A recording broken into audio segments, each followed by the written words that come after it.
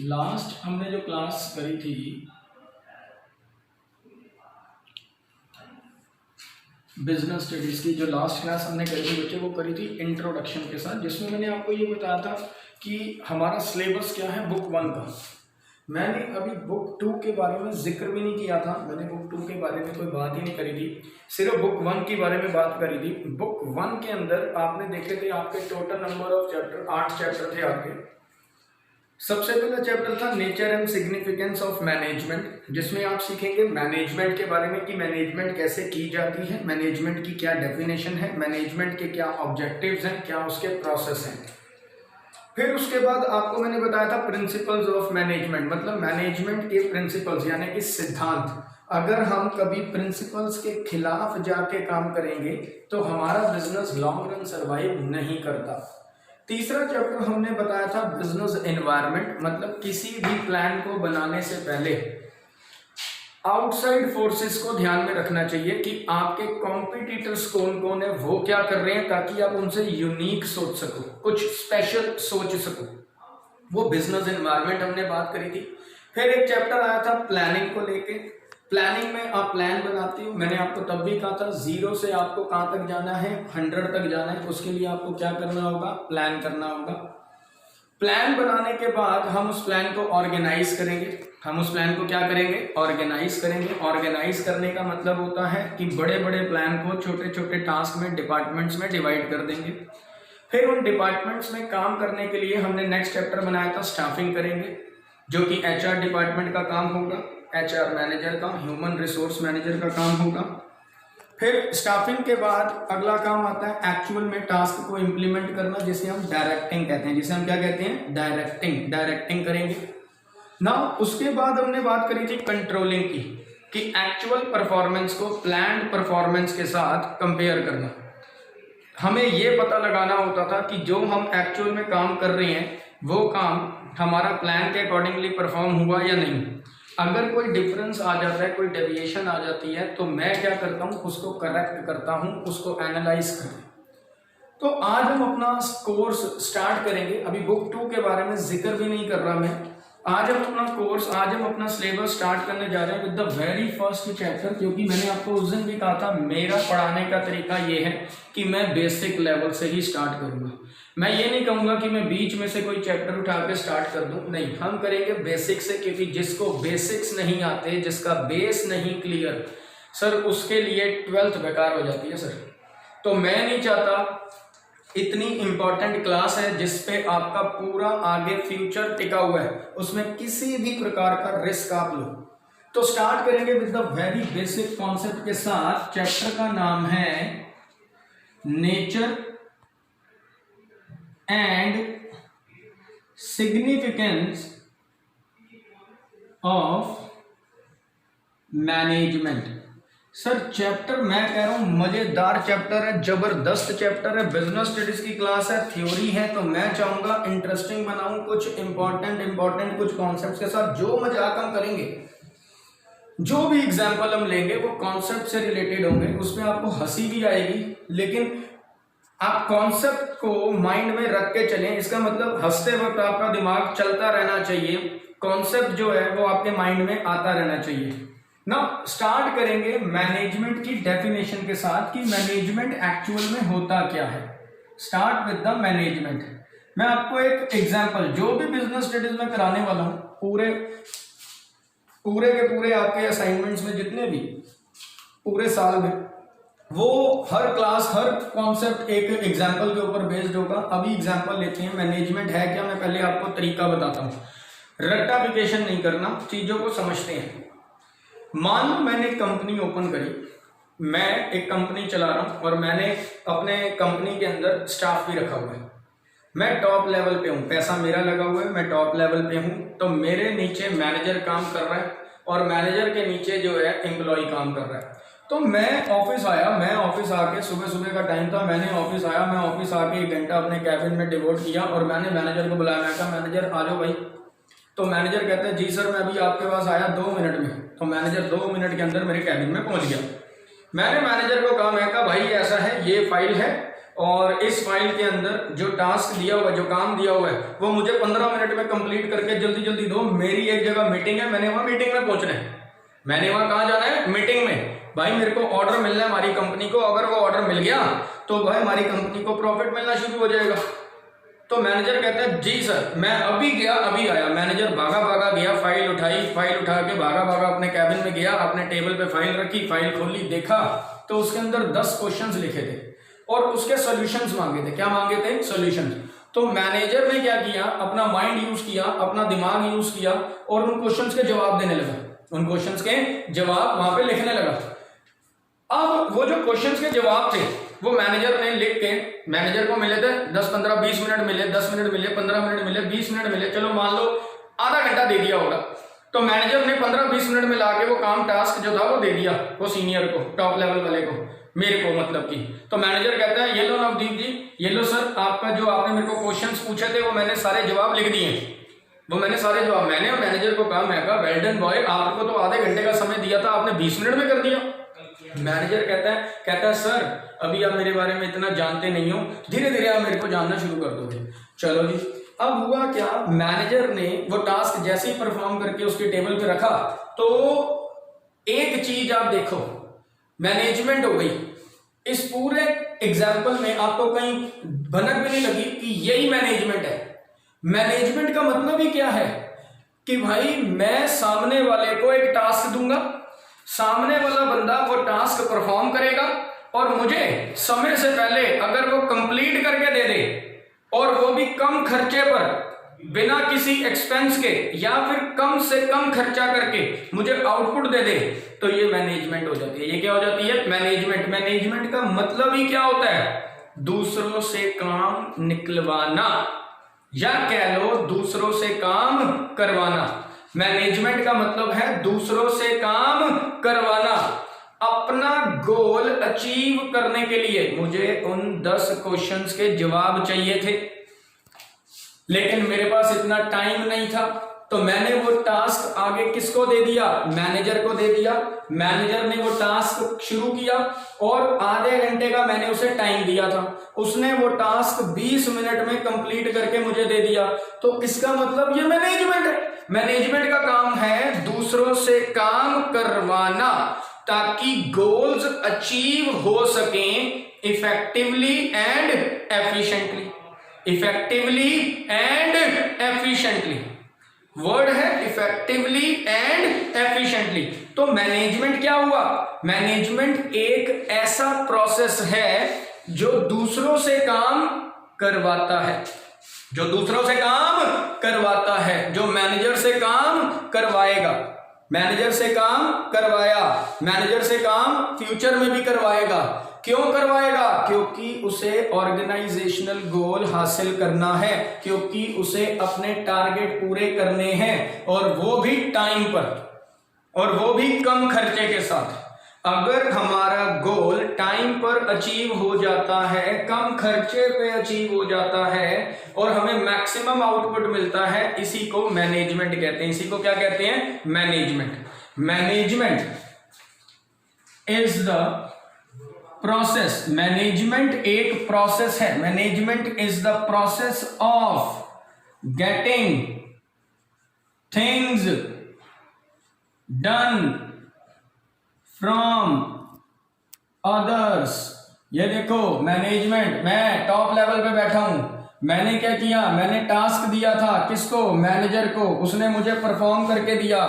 तो मैनेजमेंट एक ऐसा प्रोसेस है जिसका मेन मोटिव है दूसरों से काम निकलवाना, दूसरों से काम करवाना, getting things done from other. क्यों? टू अचीव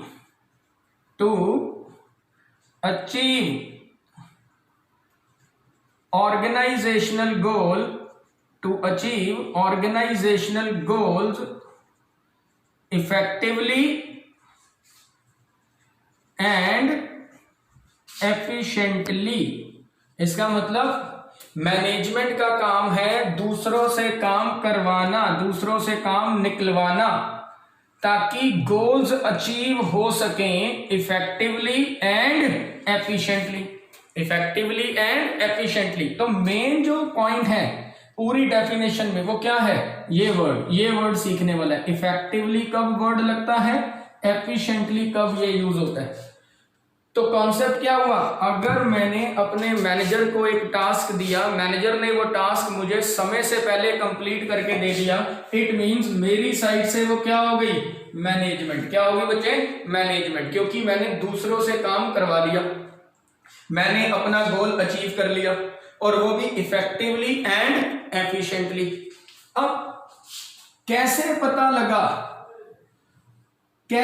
लगा कि मैनेजर इफेक्टिव है, इफेक्टिवनेस कब पता लगती है, और मुझे कैसे पता लगा कि मैनेजर एफिशिएंट है, कब मुझे पता लगा कि मेरा मैनेजर इफेक्टिव भी है और एफिशिएंट भी है, कब पता लगता है, इफेक्टिव वर्ड और एफिशिएंट वर्ड कब पता लगता है कि मैनेजर ने इफेक्टिवली और एफिशिएंटली काम किया था। इफेक्टिव वर्ड तब यूज होता है जब हम कहते हैं perform the task, perform the right task और complete the right task on और बिफोर द टाइम अलॉटेड। मतलब अगर कोई पर्सन दिया हुआ टास्क कंप्लीट कर दे, यानी कि परफॉर्म कर दे, मतलब कंप्लीट कर दे। अगर मैंने अपने मैनेजर को एक टास्क दिया था और उसने वो टास्क समय पर क्या कर दिया, कंप्लीट कर दिया, समय पर क्या कर दिया, कंप्लीट, या कह लो समय से पहले कंप्लीट कर दिया या टाइम पर कंप्लीट कर दिया, तो मैं मान जाऊंगा कि मेरा मैनेजर इफेक्टिव है। मेरा मैनेजर कौन है, इफेक्टिव। तो इफेक्टिव वर्ड कब लगता है, इफेक्टिव वर्ड बच्चे तब लगता है जब राइट वर्क ऑन और बिफोर टाइम कंप्लीट हो जाए। मतलब जब मेरा मैनेजर मेरा दिया हुआ टास्क टाइम से पहले कंप्लीट कर देगा, तब मैं कहूंगा कि वो इफेक्टिव है। वो क्या है बच्चे, इफेक्टिव। तो मैंने मैनेजर को एक 10 क्वेश्चंस बना के एक लिस्ट दी थी, उसने 10 क्वेश्चन का जवाब आधे घंटे में देना था, बट उसने 20 मिनट में दे दिया। अब आप खुद समझदार हो, वीडियो देख रहे हो घर बैठे बैठे, सोचो क्या होगा, वो इफेक्टिव के नहीं। जवाब दो, आपका जवाब आना चाहिए, आपके माइंड में आना चाहिए। 30 मिनट का काम, आधे घंटे का काम 20 मिनट में करके दे दिया, इफेक्टिव हुआ कि नहीं?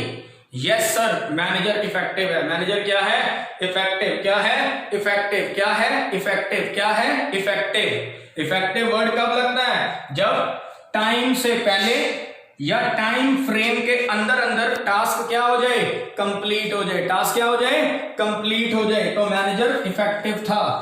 अब मैंने मैनेजर को पीठ थपथपाते कहा था, यू आर एफिशिएंट ऑल्सो, आप एफिशिएंट भी हो। तो एफिशिएंट वर्ड कब लगता है, एफिशिएंट वर्ड तब लगता है जब कम खर्चे पर मैक्सिमम आउटपुट हो जाए। अब सर मैनेजर ने 10 क्वेश्चन का जवाब दिया, मजाल है उसने किसी से पूछा हो या कहीं कोई कुछ खरीदा हो, कोई मैगजीन खरीदी हो, कोई किताब खरीदी हो, कोई गूगल, कोई इंटरनेट का सहारा लिया हो। अरे भाई साहब इतना तेज मैनेजर है, मतलब मजा ही आ गया। कहता है perform the task with minimum cost. उसने टास्क परफॉर्म किया, परफॉर्म और complete the task with minimum cost and give maximum output। Maximum output मतलब उसने मिनिमम कॉस्ट पर मैक्सिमम आउटपुट दे दिया। मैक्सिमम आउटपुट का मतलब मैंने उससे सिर्फ 10 क्वेश्चन पूछे थे जो मैंने मीटिंग में डिस्कस करने थे, अगले ने मुझे 11वां क्वेश्चन उसके ऊपर और दे दिया कि सर आप ये भी जाके बात करो। मतलब उसने मुझे इतना अच्छा तरीका, इतना अच्छा अपना व्यू पॉइंट दिया कि भाई साहब मैं तो फिदा हो गया मैनेजर पे। मैं तो मैनेजर को कहा कि भाई तू तो मेरा पीए बनने लायक है, तू कहां मैनेजर बना हुआ है, तू तो मेरे साथ ही आया। अब मैनेजर कहता है नहीं सर मैं मैनेजर की पोस्ट पे ठीक हूं, आपकी तरफ से मुझे एप्रिसिएशन मिल रहा है, मेरे को उसी में खुशी है, आप मेरी सैलरी बढ़ा देना, कोई दिक्कत नहीं है, तो मैं इसी लेवल पे खुश हूं। तो मैंने मैनेजर को कहा कोई बात नहीं, हम आपको भी बारे में सोचेंगे, आपकी सैलरी जरूर बढ़ाएंगे, लेकिन समय आने पर बढ़ाएंगे जब हमारी कंपनी थोड़ा सा क्या कर जाएगी, ग्रो करनी शुरू हो जाएगी। तो now point is that management क्या था इस पूरे कहानी में। दोबारा से मैंने मैनेजर को टास्क दिया, वीडियो देख रहे हो आप, हाँ जी, मैंने मैनेजर को टास्क दिया, कितने क्वेश्चन करने को दिए थे, 10 क्वेश्चन। उसने कितना टाइम दिया, आधा घंटा। कितना टाइम दिया, आधा घंटा। उसने कितने टाइम में परफॉर्म कर दी, 10 मिनट 20 मिनट में। कितने टाइम में, 20 मिनट में। 30 मिनट्स का काम 20 मिनट्स में परफॉर्म कर दिया। टारगेट मेरे अचीव हो गए, मेरा गोल, मेरा मकसद पूरा हो गया, वो भी इफेक्टिवली एंड एफिशिएंटली। ये 2 वर्ड कब लगेंगे, ये 2 वर्ड तभी लगाइएगा जब ये दोनों सिचुएशंस प्रूव होंगी। इफेक्टिव वर्ड कब लगता है, जब राइट टास्क परफॉर्म या कह लो कंप्लीट हो जाए समय से पहले या ऑन टाइम, या फिर ऑन टाइम। और एफिशिएंट वर्ड कब लगता है, जब राइट टास्क कंप्लीट हो जाए, परफॉर्म हो जाए, किसके साथ, विद मिनिमम कॉस्ट, कम खर्चे के साथ, या फिर और साथ ही आपको क्या मिल जाए, मैक्सिमम आउटपुट। क्या मिल जाए, मैक्सिमम आउटपुट। तो जो आपको टास्क टाइम से पहले कंप्लीट कर दे तो वो इफेक्टिव है, और अगर कम खर्चे पे कंप्लीट कर दे तो एफिशिएंट भी है। तो मैनेजमेंट का मकसद क्या है, दूसरों से काम निकलवाना, दूसरों से काम करवाना, या कह लो निकलवाना, टू अचीव, अपने गोल को पूरा करने के लिए, अपने गोल्स को पूरा करने के लिए, वो भी effectively and efficiently, effectively and efficiently. ये था बच्चे आज का पहला कॉन्सेप्ट, जिसे हम कहते हैं definition of management. Define management. एक बार आप इसको फोकस कर लो, ठीक है जी।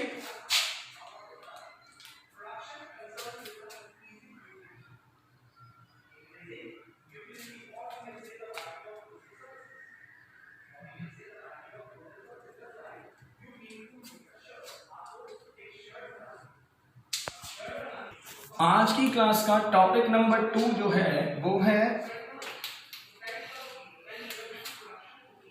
ऑब्जेक्टिव। अब सर ऑब्जेक्टिव ऑफ मैनेजमेंट, अगर मैं बात करूं ऑब्जेक्टिव की, तो मैनेजमेंट के कितने ऑब्जेक्टिव हैं। मैनेजमेंट जो है उसके 3 मकसद होते हैं सर। पहला मकसद ऑर्गेनाइजेशन। अच्छा चलो आप बताओ ना, प्रैक्टिकली सोचते हैं अपने लिए। तुम पहले अपने बारे में सोचोगे या अपने दोस्त के बारे में? बच्चा कहता है सर ऑब्वियसली अपने बारे में सोचेंगे। ऑर्गेनाइजेशन फिर कोई गुनाह करती है, कोई कंपनी कोई गुनाह करती है जब अपने बारे में सोचती है? तो सबसे पहले ऑब्जेक्टिव आता है ऑर्गेनाइजेशनल ऑब्जेक्टिव। कौन सा? Organisational objective. ऑर्गेनाइजेशनल ऑब्जेक्टिव के बाद दूसरा ऑब्जेक्टिव आता है सोसाइटी के लिए सोचना। किसके लिए सोचना? सोसाइटी। इसे कहते हैं सोशल ऑब्जेक्टिव। और सोसाइटी के साथ साथ उसी के बाद पर्सनल ऑब्जेक्टिव आ जाते हैं, अपने एम्प्लॉइज के लिए सोचना। किसके लिए सोचना? एम्प्लॉइज के लिए। तो पहला ऑब्जेक्टिव आता है ऑर्गेनाइजेशनल ऑब्जेक्टिव, दूसरा सोशल ऑब्जेक्टिव और तीसरा पर्सनल ऑब्जेक्टिव।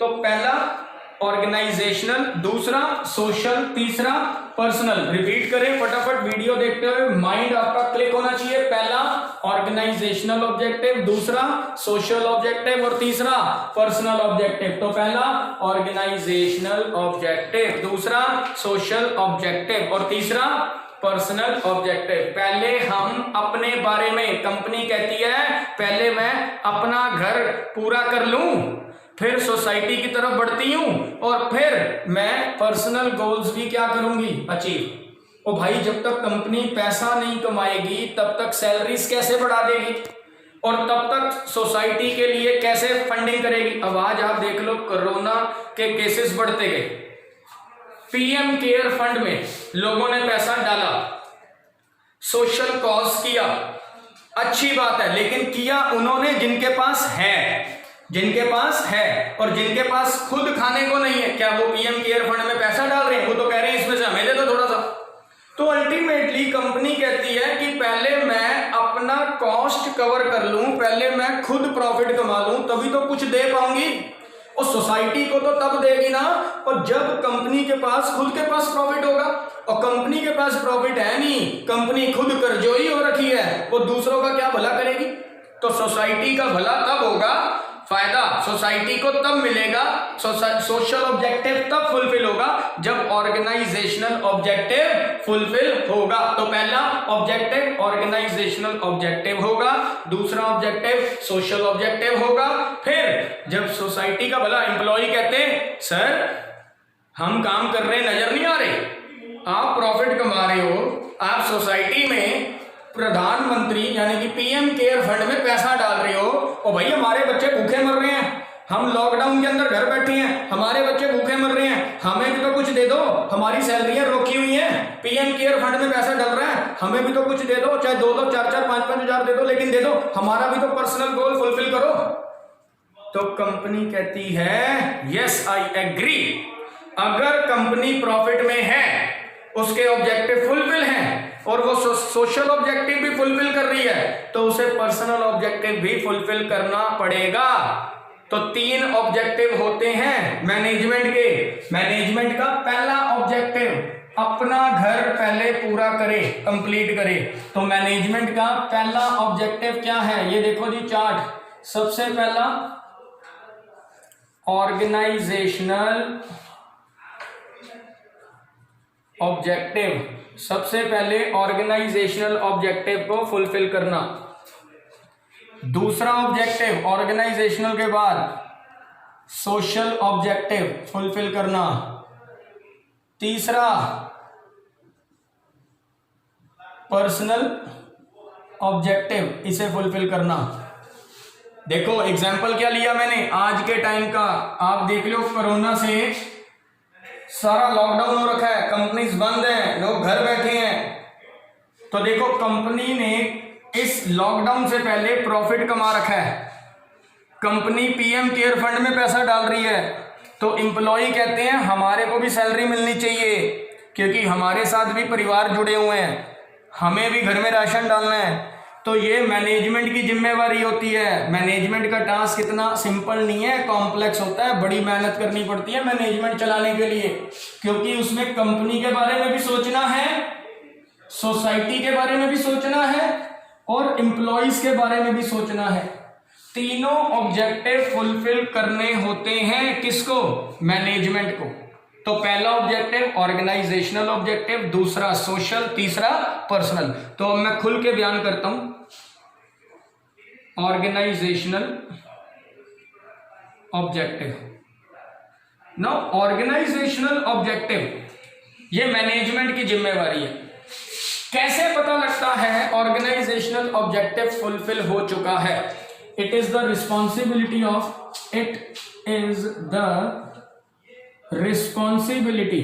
Responsibility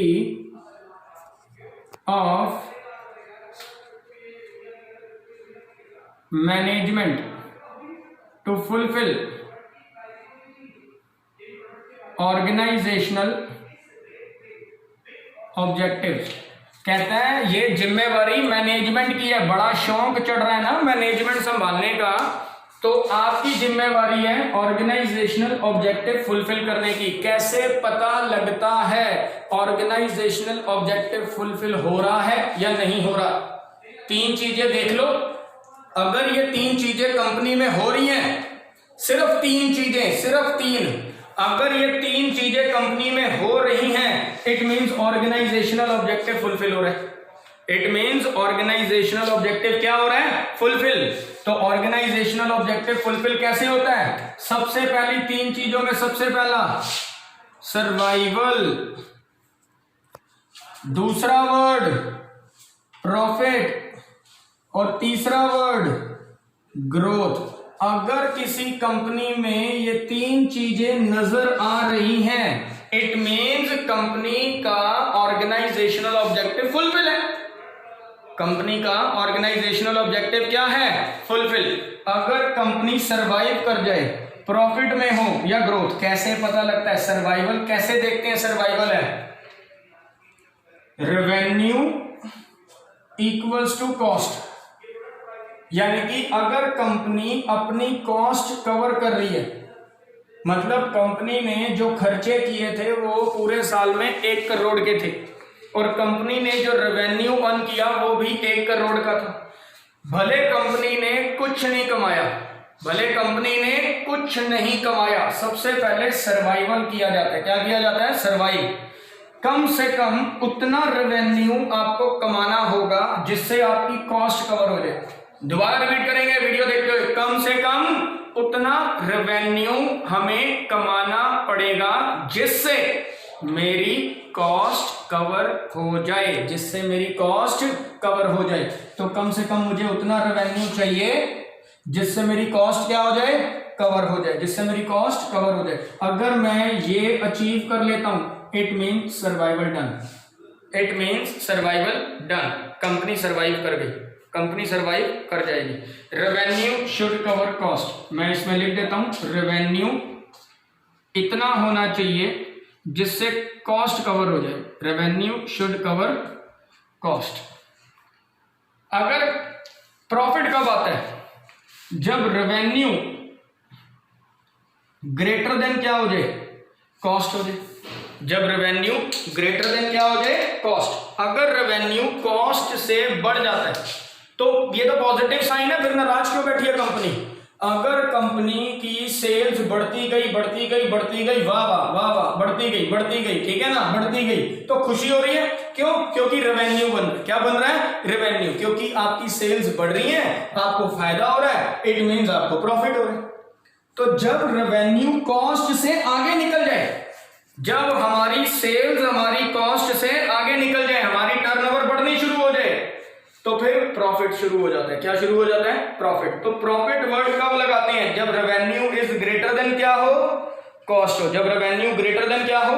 cost. तो प्रॉफिट से क्या फायदा होता है? It helps in covering business risk.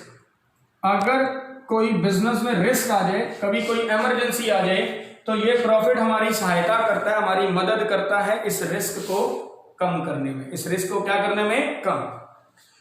तो अगर रेवेन्यू कॉस्ट के बराबर है तो कंपनी सर्वाइव है, सिर्फ सर्वाइव, प्रॉफिट नहीं कमा रही। लेकिन अगर रेवेन्यू कॉस्ट से ज्यादा है तो इट मींस कंपनी किसमें है? प्रॉफिट्स में। अब मेन वर्ड आता है ग्रोथ कब है? मैं कहता हूं कांस्टेंट प्रॉफिट या फिर continuous profit, increasing number of branches, अगर कंपनी की ब्रांचेस बढ़ रही हैं, इंक्रीजिंग नंबर ऑफ प्रोडक्ट, अगर कंपनी पहले 1 प्रोडक्ट में डील करती थी अब 2 में डील कर रही है, इंक्रीजिंग नंबर ऑफ एम्प्लॉइज, पहले 100 एम्प्लॉइज के साथ काम करती थी अब 1000 एम्प्लॉइज हो चुके हैं। तो भाई इसका मतलब कंपनी ग्रो कर रही है। कंपनी ग्रोथ कब, यानी कि देखो कंपनी कब कहलाएगी कि वो ग्रोथ मेकिंग कंपनी है? जब कंपनी की ब्रांचेस बढ़ती जाएंगी, जब कंपनी की ब्रांचेस बढ़ती जाएंगी। मुबारकें, मैंने क्या किया, पहले दिल्ली में ऑफिस खोला और अब पंजाब में भी खोल दिया और जल्दी मुंबई में भी खुलने वाला है। तो अल्टीमेटली ये ब्रांचेस बढ़ रही हैं। क्या बढ़ रही हैं? ब्रांचेस। तो जैसे जैसे ब्रांचेस बढ़ती जाएंगी इट मींस कंपनी ग्रो कर रही है। कंपनी क्या कर रही है? ग्रो। पहले मैं सिर्फ एक ही प्रोडक्ट में डील करता था, लेकिन अब मैं 2, 3, 4 प्रोडक्ट में डील कर रहा हूं। पहले मैं सिर्फ एक ही प्रोडक्ट में डील कर रहा था, अब मैं 4 प्रोडक्ट्स में डील कर रहा हूं। नंबर ऑफ प्रोडक्ट बढ़ गए। वो बढ़े कैसे? क्योंकि प्रॉफिट लगातार बढ़ते जा रहे हैं, कांस्टेंट प्रॉफिट है, कॉन्टिन्यूस प्रॉफिट है। तो इसका मतलब ग्रोथ चल रही है।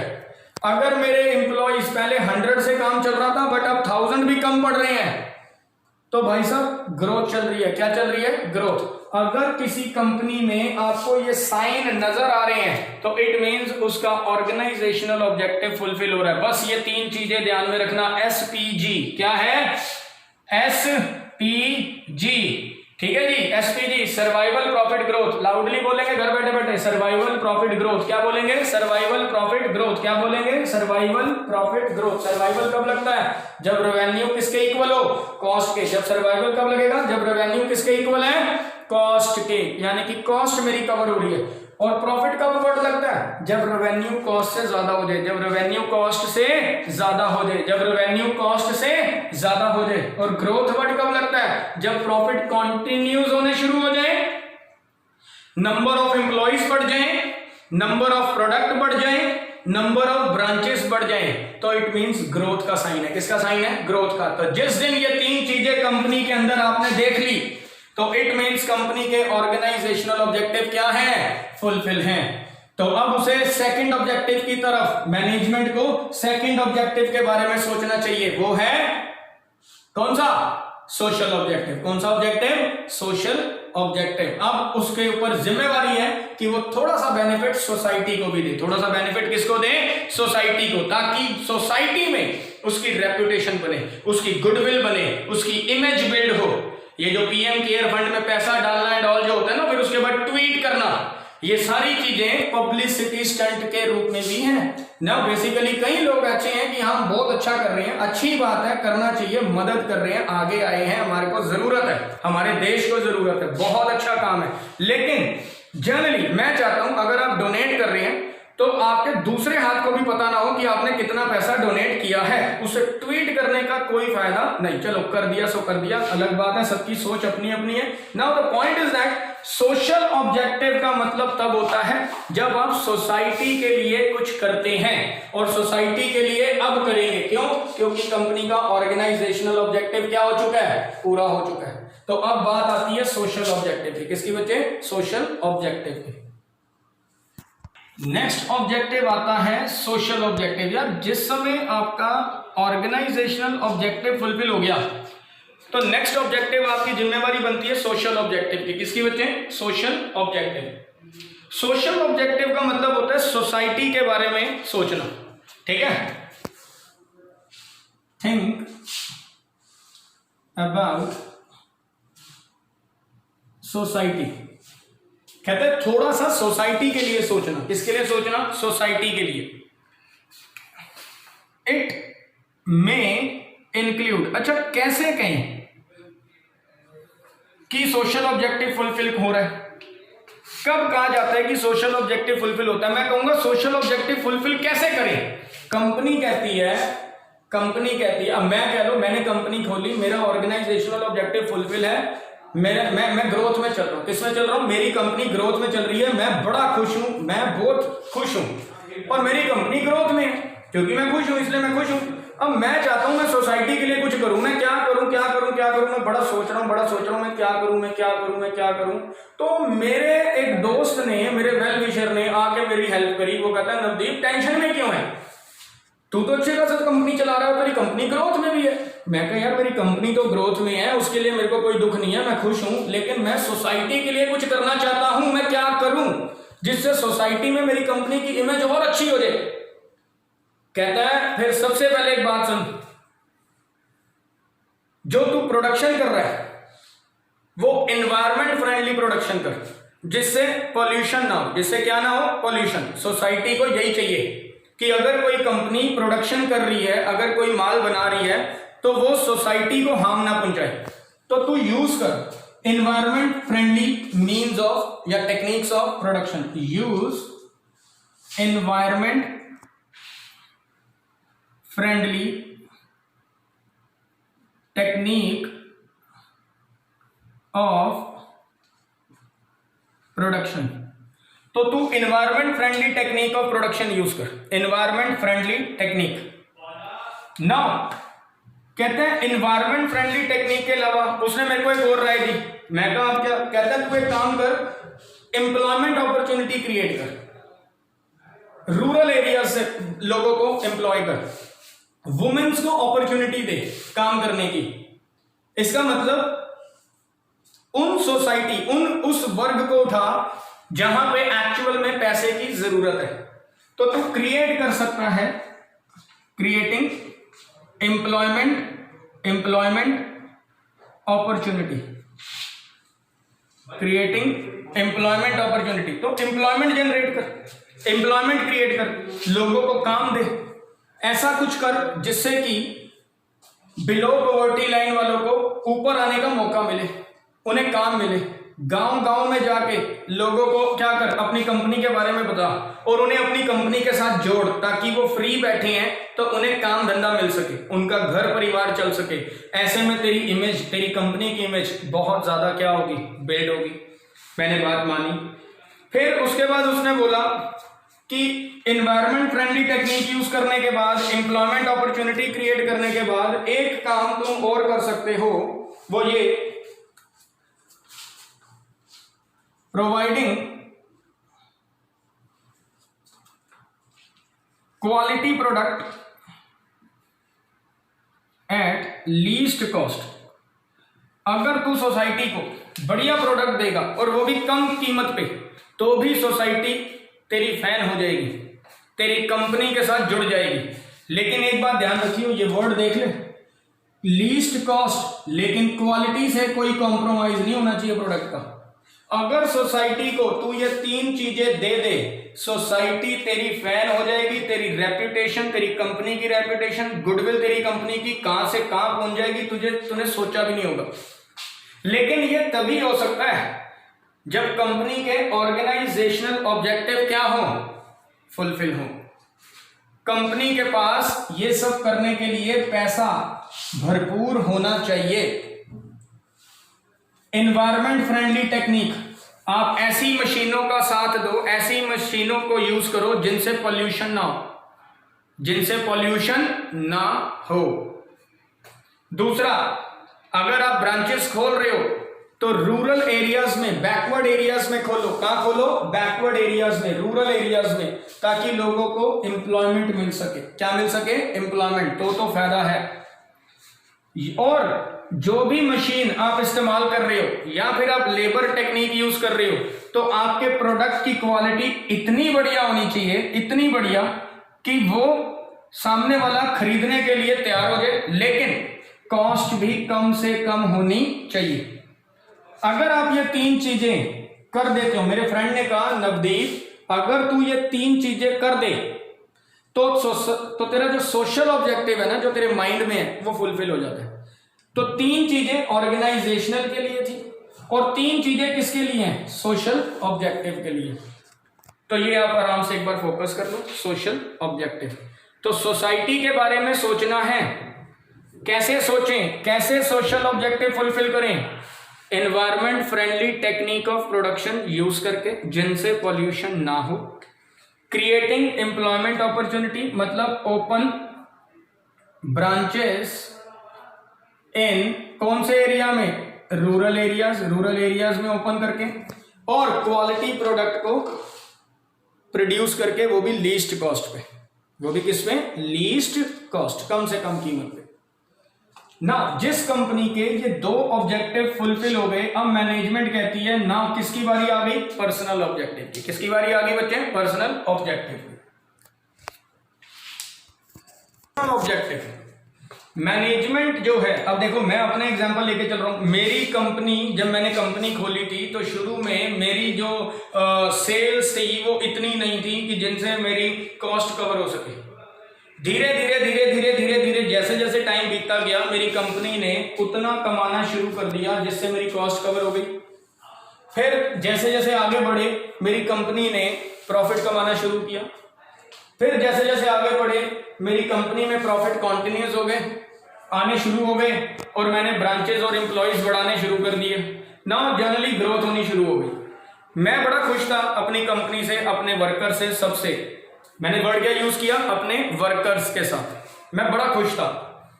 लेकिन ये खुशी जो थी, मैं कुछ ऐसा चाह रहा था कि जिससे सोसाइटी को बेनिफिट हो। किसको बेनिफिट हो? सोसाइटी। तो मेरे फ्रेंड ने मेरी हेल्प क्या करी थी कि उसने मुझे 3 चीजें बताई। उसने क्या कहा था कि एक तो नवदीप तू एक काम कर कि प्रोडक्शन जो है वो एक एनवायरमेंट फ्रेंडली टेक्निक यूज कर, जिनसे पॉल्यूशन ना हो। मैंने उसकी बात मानी, मैंने अपनी मशीन्स ऐसी लगा ली जिनसे कि पॉल्यूशन कम से कम होना शुरू हो गया। नाउ अब दूसरी चीज, उसने मेरे को कहा था कि रूरल एरियाज में अपनी ब्रांचेस ओपन कर, बैकवर्ड एरियाज में अपनी ब्रांचेस ओपन कर, जहां पे लोगों को काम एक्चुअल में चाहिए और उन्हें काम मिलेगा, उन्हें एम्प्लॉयमेंट मिलेगी, तो वो वैसे ही तेरी कंपनी के साथ जुड़ना शुरू हो जाएंगे, रेपुटेशन बढ़ेगी। और तीसरा उसने मुझे एक और चीज बोली थी कि क्वालिटी प्रोडक्ट प्रोड्यूस कर, प्रोवाइड कर, वो भी लीस्ट कॉस्ट पे। किस पे बच्चे? लीस्ट कॉस्ट, कम से कम कॉस्ट पे। मेरे दोनों ऑब्जेक्टिव फुलफिल हैं। तो मेरे वर्कर का मेरे को फोन आता है, मेरे वर्कर मेरे को कहते हैं नवदीप जी आप प्रॉफिट में हैं, बिल्कुल सही है, आप प्रॉफिट में हैं, हम चाहते हैं और प्रॉफिट कमाए, कंपनी हमारी और ग्रो करे, लेकिन हमें एक बात बताओ, हमारे एम्प्लॉइज के बारे में आप कुछ भी नहीं सोच रहे। मैनेजमेंट अपने एम्प्लॉइज को इग्नोर कर रही है, जो आपको काम करके दे रहे हैं, जो आज आपको प्रॉफिट तक पहुंचा सके हैं, जो आज आपकी ग्रोथ पे पूरा आपकी हेल्प कर रहे हैं, आप उन्हीं एम्प्लॉइज को भूल गए। मैनेजमेंट कहती है कि सर हम आपको भूले नहीं है, बस हम वेट कर रहे थे कि हमारे पास जो प्रॉफिट है वो थोड़े से और बढ़ जाएं और हम आपकी हेल्प कर सके।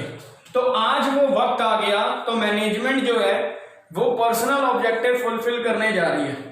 पर्सनल ऑब्जेक्टिव फुलफिल करने के लिए कौन से ऐसे स्टेप लेती है मैनेजमेंट, वो मैं आपको बताने वाला हूं। पर्सनल ऑब्जेक्टिव कैसे फुलफिल होता है? It includes the following. कैसे पर्सनल ऑब्जेक्टिव फुलफिल किया जाता है? सबसे पहला जो पॉइंट है वो ये, fulfilment of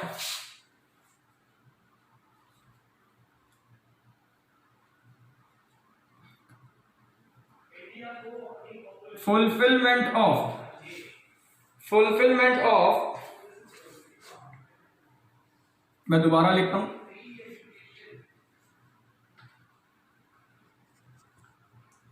financial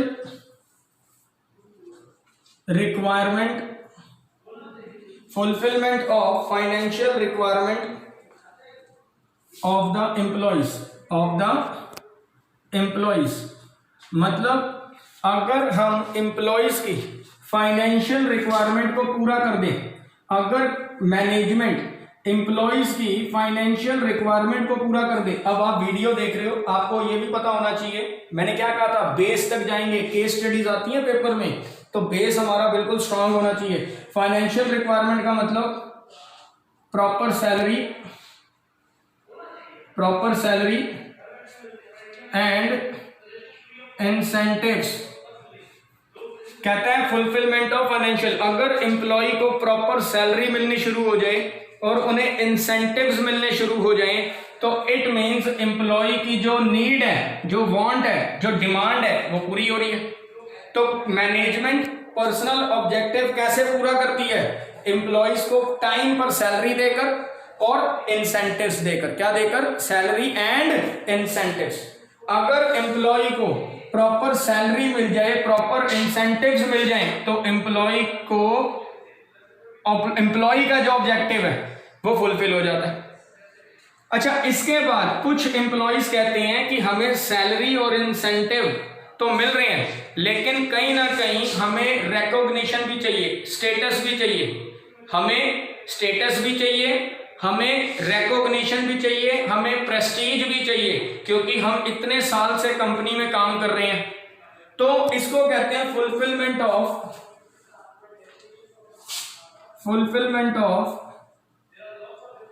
social requirement. Fulfilment of social requirement of the employ. अगर हम एम्प्लॉय की सोशल रिक्वायरमेंट को पूरा कर दें, सोशल रिक्वायरमेंट का मतलब क्या होता है? अब सर सोशल रिक्वायरमेंट का मतलब होता है फ्रेंडली एनवायरमेंट। अगर हम एम्प्लॉइज को फ्रेंडली एनवायरनमेंट देना शुरू कर दें, अगर हम एम्प्लॉय को प्रेस्टीज या कह लो प्रमोशन देना शुरू कर दें, अगर हम एम्प्लॉय को फ्रेंडली एनवायरनमेंट दें, प्रेस्टीज या प्रमोशन दें, तो उसका सोशल रिक्वायरमेंट पूरा मान लिया जाता है। पूरा इसका मतलब फाइनेंशियल रिक्वायरमेंट और सोशल रिक्वायरमेंट, ये दो चीजें एम्प्लॉय की डिमांड होती हैं। अगर मैनेजमेंट ये कर दे तो काम आसान हो जाता है। नाउ इसके बाद अगर मैं बात करूं provide proper training and development, अगर एम्प्लॉय को प्रॉपर ट्रेनिंग दे दी जाए और उसकी डेवलपमेंट होनी शुरू हो जाए तो एम्प्लॉय खुश है। तो एम्प्लॉय कहता है कि नवदीप जी आपकी कंपनी का ऑर्गेनाइजेशनल ऑब्जेक्टिव फुलफिल है, आपने सोशल ऑब्जेक्टिव भी अचीव कर लिया, फुलफिल कर लिया, तो कुछ हमारे बारे में सोचना चाहिए था। तो मैनेजमेंट ने अपने एम्प्लॉयज को नाराज नहीं किया। मैनेजमेंट ने उनके सामने 3 चीजें रख दी। मैनेजमेंट ने कहा कि हम वादा करते हैं कि हम आपको टाइम पर सैलरी देंगे और इंसेंटिव्स दिया करेंगे, तो इससे आपकी फाइनेंशियल रिक्वायरमेंट पूरी हो जाती है। मैनेजमेंट ने ये भी कह दिया कि हम आपको यूजर फ्रेंडली एनवायरनमेंट देंगे, मतलब आप आपस में बातचीत भी करें, काम भी करें, प्रेस्टीज भी और प्रमोशन भी टाइम टू टाइम देंगे। तो आपकी सोशल रिक्वायरमेंट भी क्या हो जाती हैं, फुलफिल हो जाती हैं। मैनेजमेंट कहती है अगर किसी एम्प्लॉय को टास्क करने में दिक्कत आ रही है तो हम उसे निकालेंगे नहीं, हम उसे प्रॉपर क्या देंगे, ट्रेनिंग, और टाइम टू टाइम उसकी डेवलपमेंट करेंगे। क्या करेंगे, डेवलपमेंट। तो अगर हम ये 3 चीजें कर दें तो पर्सनल ऑब्जेक्टिव फुलफिल हो जाता है। तो अब मैं 3 ऑब्जेक्टिव के बारे में आपको खुल के बयान कर चुका हूं, जिसमें पहला ऑब्जेक्टिव था ऑर्गेनाइजेशनल ऑब्जेक्टिव, दूसरा ऑब्जेक्टिव था सोशल ऑब्जेक्टिव और तीसरा था पर्सनल ऑब्जेक्टिव। तो आज की क्लास में आपने 2 चीजें सीखी हैं, एक मैनेजमेंट की डेफिनेशन और दूसरा मैनेजमेंट के ऑब्जेक्टिव्स। तो मैं इस क्लास को फटाफट 5 मिनट में रिवाइज कराने वाला हूं। 5 मिनट भी मैं बहुत ज्यादा बोलूंगा, 2 मिनट लगेंगे रिवीजन करने में, लेकिन आप पहले इसको फोकस कर लें पर्सनल ऑब्जेक्टिव को।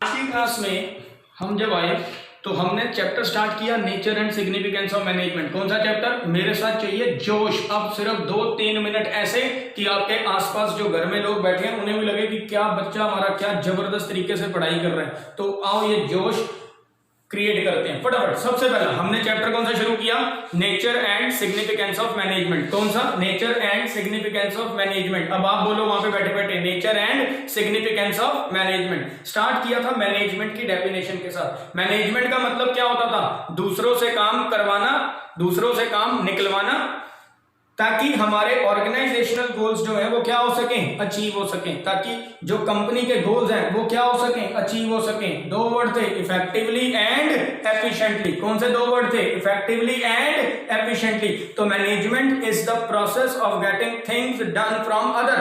मैनेजमेंट का काम था दूसरों से काम करवाना, to achieve organisational goals, to achieve organisational goals effectively and efficiently. फिर हम आगे बढ़े, हमने आपको बताया इफेक्टिव वर्ड कब लगता है और एफिशिएंट वर्ड कब लगता है। कब लगता है इफेक्टिव वर्ड, कब लगता है एफिशिएंट वर्ड। इफेक्टिव की बात करते हैं, कब मैं कहता था कि मेरा मैनेजर इफेक्टिव है, अगर मैंने उसे आधा घंटा दिया काम करने के लिए और उसने 20 मिनट में करके कंप्लीट कर दिया, या कह लो पूरे आधे घंटे में कंप्लीट करके दे दिया, यानी कि उसने काम को प्रॉपर तरीके से किया।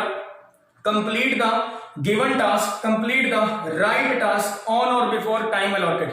मतलब जो टाइम मैंने अपने एम्प्लॉय को दिया था, जो टास्क मैंने अपने मैनेजर को दिया था, जो टाइम मैंने उसे अलॉट किया था, अगर उसने टाइम से पहले वो कंप्लीट कर दिया तो मैं वर्ड यूज करूंगा इफेक्टिव। क्या वर्ड यूज करूंगा, इफेक्टिव। और एफिशिएंट वर्ड मैंने अपने मैनेजर के लिए क्यों यूज किया था, एफिशिएंट वर्ड तब लगता है जब कम खर्चे पर मैक्सिमम आउटपुट क्रिएट हो, जब खर्चा कम हो और आउटपुट ज्यादा हो। यानी कि अगर हमारी कंपनी कम कॉस्ट में ज्यादा आउटपुट प्रोड्यूस करती है तो हम एफिशिएंट कहलाते हैं। क्या कहलाते हैं? एफिशिएंट। तो कम खर्चे पर ज्यादा प्रोडक्टिव, कम खर्चे पर ज्यादा आउटपुट, कम कॉस्ट पे ज्यादा आउटपुट, तो इसे हम कहते हैं एफिशिएंट। क्या कहते हैं? एफिशिएंट। तो दोनों वर्ड दोबारा से, इफेक्टिव वर्ड कब लगता है? Effective, effective, effective, effective, effective कब लगता है? इफेक्टिव तब लगता है जब टाइम से पहले या ऑन टाइम टास्क कंप्लीट हो। एफिशिएंट वर्ड कब लगता है? जब कम खर्चे पर मैक्सिमम आउटपुट क्रिएट हो। कम खर्चे पर मैक्सिमम आउटपुट तब एफिशिएंट लगता है। नाउ फिर हम बात कर रहे थे मैनेजमेंट के ऑब्जेक्टिव की। मैनेजमेंट के कितने ऑब्जेक्टिव थे? मैनेजमेंट का काम बड़ा कॉम्प्लेक्स नेचर का होता है, उसके 3 मकसद होते हैं। सबसे पहले ऑर्गेनाइजेशनल ऑब्जेक्टिव फुलफिल करना। क्या फुलफिल करना? Organisational objective. दूसरे नंबर पे सोशल ऑब्जेक्टिव, दूसरे नंबर पे सोशल ऑब्जेक्टिव, तीसरे नंबर पे पर्सनल ऑब्जेक्टिव, तीसरे नंबर पे पर्सनल। तो पहला ऑर्गेनाइजेशनल, दूसरा सोशल और तीसरा पर्सनल। ऑर्गेनाइजेशनल ऑब्जेक्टिव कब पता लगता है ऑर्गेनाइजेशनल ऑब्जेक्टिव फुलफिल हो रहा है? कैसे आप पहचानते हो ऑर्गेनाइजेशनल ऑब्जेक्टिव फुलफिल है इस कंपनी का? कंपनी सबसे पहले सर्वाइव करती है, फिर प्रॉफिट, फिर ग्रोथ। सर्वाइवल का मतलब होता है आपका रेवेन्यू और कॉस्ट दोनों इक्वल है, यानी कि जब कोई कंपनी रेवेन्यू उतना कमाए जो कि कॉस्ट कवर हो जाए। रेवेन्यू अगर आपकी कॉस्ट को कवर कर रहा है, भले आपको प्रॉफिट नहीं हो रहा, भले आपने कुछ एक्सेस नहीं कमाया, इट मींस आप सर्वाइव कर रहे हैं। जिस दिन आपका रेवेन्यू कॉस्ट से ज्यादा हो जाएगा, जिस दिन आपका रेवेन्यू कॉस्ट से क्या हो जाएगा? ज्यादा, इट मींस प्रॉफिट आना शुरू हो गया।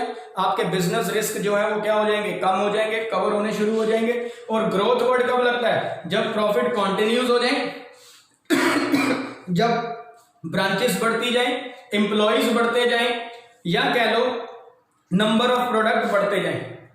तो अगर आप प्रोडक्ट बढ़ा रहे हो, एम्प्लॉइज बढ़ा रहे हो, ब्रांचेस बढ़ाई जा रहे हो, तो इट मींस आप ग्रो कर रहे हो। इट मींस आप क्या कर रहे हो? जैसे जैसे आपकी ब्रांचेस बढ़ती जाएंगी, एम्प्लॉइज बढ़ते जाएंगे, प्रोडक्ट बढ़ते जाएंगे, इट मींस आप क्या करते जाओगे? ग्रोथ। तो जिस दिन सर्वाइवल हो गया, प्रॉफिट, लाउडली, जिस दिन क्या हो गया? सर्वाइवल, क्या हो गया? प्रॉफिट, क्या हो गया? ग्रोथ। तो it means organisational objective fulfil. अब हम चलते हैं सोसाइटी की तरफ। अब हम बढ़ गए सोसाइटी की तरफ, सोशल ऑब्जेक्टिव फुलफिल करने। 3 चीजें करो सोशल ऑब्जेक्टिव फुलफिल। पहली चीज, आप क्या करो? टेक्निक ऑफ प्रोडक्शन, यानी कि आप environment friendly technique of production use करो। क्या यूज करो? Environment friendly technique of production. मेरे साथ रिपीट करो, environment friendly technique of production. अगर आप ये यूज कर लो, पॉल्यूशन कम कर दो, तो सोसाइटी खुश। दूसरी चीज, क्रिएटिंग एम्प्लॉयमेंट अपॉर्चुनिटी। अगर आप ब्रांचेस रूरल एरियाज में या बैकवर्ड एरियाज में ओपन करते हो तो वहां पे एम्प्लॉयमेंट क्रिएट होगी, एम्प्लॉयमेंट जनरेट होगी, तो ये आपके लिए फायदा। सोशल ऑब्जेक्टिव फुलफिल, कंपनी की रेपुटेशन बनेगी, गुडविल बढ़ेगी।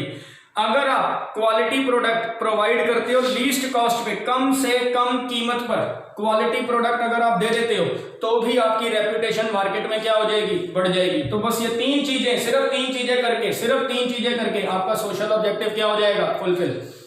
अब एम्प्लॉइज कहते हैं सर हमारे बारे में भी सोच लो, हम भी कंपनी में काम कर रहे हैं, हम भी कंपनी के ही हैं, हमें भी हमारे बारे में भी सोच लो, हमें क्यों इग्नोर किया हुआ है? अब मैनेजमेंट पर्सनल ऑब्जेक्टिव की ओर बढ़ रही है। किसकी ओर बढ़ रही है? Personal objective. किसकी ओर? पर्सनल ऑब्जेक्टिव की ओर। तो पर्सनल ऑब्जेक्टिव में वो 3 चीजें देने वाली है अपने एम्प्लॉइज को। पहला, फुलफिल करेगी फाइनेंशियल रिक्वायरमेंट। कंपनी कहती है आज से हम तुम्हें, आज से क्या वैसे भी देते आए हैं, लेकिन अब हम तुम्हारी सैलरी जो है वो बढ़ा रहे हैं, हम तुम्हें इंसेंटिव भी देंगे। क्या देंगे? इंसेंटिव। इससे कंपनी ने क्या किया? मैनेजमेंट ने क्या किया? फाइनेंशियल रिक्वायरमेंट पूरी कर दी। अगर कंपनी सैलरी बढ़ा दे, इंसेंटिव देने शुरू कर दे, एम्प्लॉय खुश। दूसरी चीज, एम्प्लॉय को अगर एम्प्लॉय को फ्रेंडली एनवायरनमेंट मिल जाए, अगर एम्प्लॉय को टाइम टू टाइम प्रमोशन मिल जाए, अगर एम्प्लॉय को स्टेटस सिंबल मिल जाए, तो एम्प्लॉय खुश। तो सोशल रिक्वायरमेंट भी पूरी हो गई, फाइनेंशियल रिक्वायरमेंट भी पूरी हो गई, और अगर एम्प्लॉय को टाइम टू टाइम ट्रेनिंग मिल जाए और उनकी डेवलपमेंट होनी शुरू हो जाए, तो एम्प्लॉय खुश। तो एम्प्लॉय को खुश करने के लिए मैनेजमेंट के पास 3 हथियार हैं। सबसे पहला, सैलरी बढ़ा दी, इंसेंटिव दे दिए। दूसरा हथियार, फ्रेंडली इन्वायरमेंट क्रिएट कर दिया कि आपस में बातचीत भी कर सकते हो और काम के समय काम भी करो, और प्रमोशन देनी शुरू कर दी, प्रमोशन देनी स्टार्ट कर दी। और तीसरा हथियार, अगर किसी इंप्लॉय से काम नहीं हो पा रहा तो उसे ट्रेनिंग दी, उसे क्या दी? ट्रेनिंग। और उसकी ट्रेनिंग, उसको ट्रेनिंग देने के बाद उसकी डेवलपमेंट होनी शुरू हो गई। क्या होनी शुरू हुई? डेवलपमेंट। तो ये तीन चीजें मैनेजमेंट की जिम्मेवारी होती है, ऑब्जेक्टिव होते हैं मैनेजमेंट के। सबसे पहला ऑर्गेनाइजेशनल ऑब्जेक्टिव, बच्चे फटाफट बोलो। पहला ऑर्गेनाइजेशनल ऑब्जेक्टिव, दूसरा सोशल ऑब्जेक्टिव, तीसरा पर्सनल ऑब्जेक्टिव। पहला ऑर्गेनाइजेशनल, दूसरा सोशल, तीसरा पर्सनल। ऑर्गेनाइजेशन कैसे चेक करोगे? ऑर्गेनाइजेशनल सर, बच्चा कहता है वहीं बैठे बैठे वीडियो देखते देखते, सर मैं बताऊंगा क्या था? Survival, profit, growth. क्या था? Survival, profit and growth. Social objective कैसे फुलफिल होता है? सर जब आप एम्प्लॉयमेंट अपॉर्चुनिटी क्रिएट करते हो, या फिर आप यूजर फ्रेंडली या फिर आप एनवायरमेंट फ्रेंडली टेक्निक यूज करते हो प्रोडक्शन में, या फिर आप क्वालिटी प्रोडक्ट लीस्ट कॉस्ट पे देते हो। सर पर्सनल ऑब्जेक्टिव कैसे फुलफिल होंगे? सर फाइनेंशियल नीड को पूरा करके, सोशल नीड को पूरा करके, ट्रेनिंग एंड डेवलपमेंट देकर। इफेक्टिवनेस कब लगता है? इफेक्टिव वर्ड कब लगता है? जब टास्क टाइम से पहले कंप्लीट हो जाए। और एफिशिएंट वर्ड कब लगता है? जब कम कॉस्ट पे मैक्सिमम आउटपुट आप क्रिएट कर सको, जनरेट कर सको। मैनेजमेंट का काम क्या था? दूसरों से काम करवाना, ताकि ऑर्गेनाइजेशनल गोल्स इफेक्टिवली और एफिशिएंटली क्या हो सके? अचीव हो सके। तो मिलेंगे आपसे नेक्स्ट क्लास में, नेक्स्ट क्लास में आप ये टॉपिक को पढ़ के रखिए, क्योंकि इसी के आगे नेक्स्ट स्टेप हमारा चलेगा लेवल्स ऑफ मैनेजमेंट के साथ और importance and features of management के साथ। बेहद इंपॉर्टेंट रहेगी नेक्स्ट क्लास, ठीक है जी। और घर पे अपने टाइम को अच्छे से यूटिलाइज कीजिए, ये क्लास को ढंग से देखना। और अब आपको असाइनमेंट आएगा जो कि केस स्टडीज के ऊपर होगा, ताकि आपको हेल्प कर सकें कि केस स्टडीज इस टॉपिक पे कैसे सॉल्व होती है। तो घर में रहिए, सुरक्षित रहिए, ठीक है जी। मिलेंगे आपसे अगली क्लास में, बाय बाय।